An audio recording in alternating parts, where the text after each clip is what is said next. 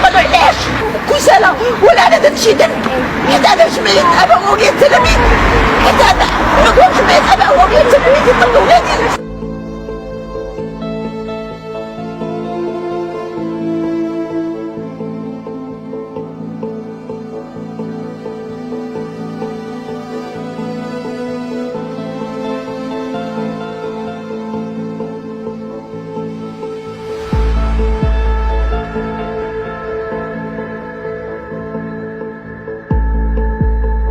دابا هاد التلاميذ تعرضوا للطرد بدون اي سبب بتاتا، وعائلتهم مشاو للقضاء والغرابه، والقضاء رفض لهم جميع القضايا اللي داروها، مشاو يسجلوهم في مدارس اخرى ما قبلوهمش، حقاش الدراري ما مسجلينش اصلا في مسار. من هاد العامين وحنا كنعيشوا الحرب النفسيه، حرب يعني خياليه.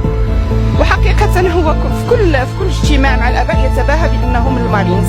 شنو داروا ولادنا؟ فقط ذنب ولادنا اننا نحن اباؤهم، فقط هذا هو الذنب ولادنا.